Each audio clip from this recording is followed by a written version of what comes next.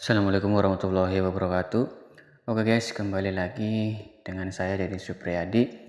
Di video kali ini kita akan membahas mengenai rekrutmen untuk KPPS ya. Nah, sebelum ke pembahasannya seperti biasa untuk yang belum subscribe silahkan subscribe dan jangan lupa untuk nyalakan loncengnya. Baik, langsung saja ke pembahasannya. Di sini kita sudah ada keputusan Komisi Pemilihan Umum nomor 534 tahun 2022 tentang perubahan atas keputusan Komisi Pemilihan Umum nomor 476 tahun 2022 tentang pedoman teknis pembentukan badan ad hoc penyelenggara pemilihan umum dan pemilihan gubernur dan wakil gubernur, bupati dan wakil bupati, dan wali kota dan wakil wali kota. Nah, kita langsung ke pembahasannya. Di sini kita akan membahas di bagian 2 terkait dengan pembentukan KPPS yang sebentar lagi rekrutmennya akan segera dibuka. Oke, di poin 2 pembentukan KPPS. Bagian A, berdasarkan ketentuan pasal 40 Peraturan KPU nomor 8 tahun 2022 dilaksanakan secara terbuka dengan memperhatikan kompetensi, kapasitas, integritas, dan kemandirian calon anggota KPPS. Bagian B, dalam pembentukan calon anggota KPPS, PPS melakukan tahapan kegiatan seleksi meliputi 1. Pengumuman pendaftaran calon anggota KPPS. 2. Penerimaan pendaftaran calon anggota KPPS. 3. Penelitian administrasi calon anggota KPPS. 4. Pengumuman hasil penelitian administrasi calon anggota KPPS. 5. Tanggapan dan masukan masyarakat terhadap calon anggota KPPS. 6. Pengumuman hasil seleksi calon anggota KPPS. Dan 7. Penetapan anggota KPPS. C. Uraian kegiatan dalam pembentukan anggota KPPS sebagai berikut. 1. Pengumuman pendaftaran calon anggota KPPS pada tahapan pengumuman pendaftaran calon anggota KPPS. PPS A. Mengumumkan pendaftaran paling lama 5 hari. Dan B. Mengumumkan pendaftaran pada tempat publik yang mudah diakses oleh masyarakat dan memanfaatkan sarana media informasi. 2. Penerimaan pendaftaran calon anggota KPPS.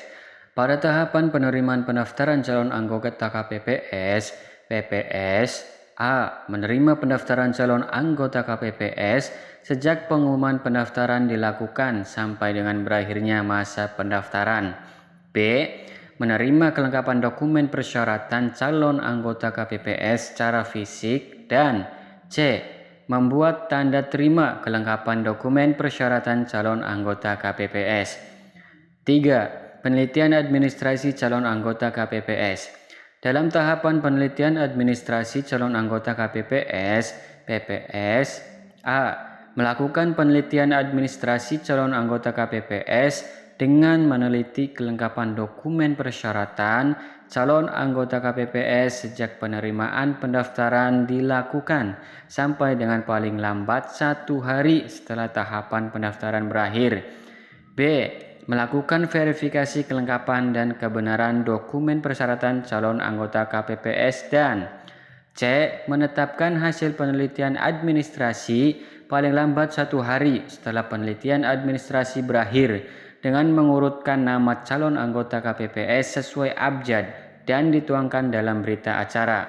4. Pengumuman hasil penelitian administrasi calon anggota KPPS. Pada tahapan pengumuman hasil penelitian administrasi calon anggota KPPS, PPS A. Mengumumkan hasil penelitian administrasi berdasarkan berita acara penetapan hasil penelitian administrasi paling lama 3 hari setelah berakhirnya tahapan penelitian administrasi.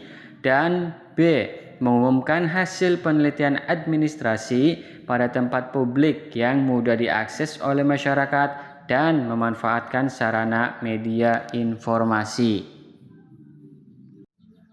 5. Tanggapan dan masukan masyarakat. Pada tahapan tanggapan dan masukan masyarakat, PPS A. Mengumumkan tahapan tanggapan dan masukan masyarakat terhadap calon anggota KPPS yang telah lulus dalam tahapan penelitian administrasi pada tempat publik yang mudah diakses oleh masyarakat dan memanfaatkan sarana media informasi. Dan B. Menerima dan menindaklanjuti tanggapan dan masukan masyarakat sejak pengumuman hasil penelitian administrasi sampai dengan 3 hari setelah berakhirnya pengumuman hasil administrasi sebagaimana dimaksud pada angka 4 huruf A. C. Mengolah hasil penelitian administrasi dan hasil tindak lanjut terhadap tanggapan dan masukan masyarakat menjadi hasil seleksi anggota KPPS dan dituangkan dalam berita acara. Dan D. Menyampaikan hasil seleksi anggota KPPS kepada KPU Kabupaten atau Kota melalui media daring paling lambat 3 hari sebelum masa pembentukan KPPS berakhir untuk diumumkan oleh KPU Kabupaten atau Kota. 6. Pengumuman hasil seleksi calon anggota KPPS. Pada tahapan pengumuman hasil seleksi calon anggota KPPS, PPS A. Mengumumkan hasil seleksi berdasarkan berita acara penetapan hasil seleksi sebagaimana dimaksud pada angka 5 huruf D selama 3 hari setelah tahapan tanggapan dan masukan masyarakat berakhir.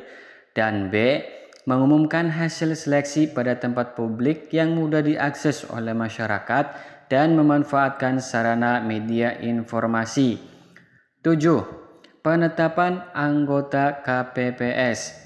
Dalam penetapan anggota KPPS, PPS A. Menetapkan anggota KPPS serta calon pengganti anggota KPPS berdasarkan berita acara hasil seleksi calon anggota KPPS paling lambat 1 hari setelah tahapan pengumuman hasil seleksi berakhir dengan menggunakan keputusan PPS atas nama Ketua KPU Kabupaten atau Kota dengan ketentuan 1. 7 calon anggota KPPS pada peringkat teratas sebagai anggota KPPS dan 2. Paling banyak 7 calon anggota KPPS pada peringkat selanjutnya sebagai calon pengganti anggota KPPS. B. Mengangkat dan melantik calon anggota KPPS yang dinyatakan lulus pada seluruh tahapan seleksi yang ditetapkan sesuai dengan masa kerja KPPS yang dilakukan secara luring apabila terdapat kondisi yang tidak memungkinkan pelantikan dapat dilakukan secara daring. C. Meminta calon anggota KPPS yang bersangkutan untuk menandatangani fakta integritas dengan menggunakan format fakta integritas sebagaimana tercantum dalam lampiran 2 dan D. Melaporkan seluruh pelaksanaan pembentukan KPPS kepada KPU Kabupaten atau Kota melalui PPK.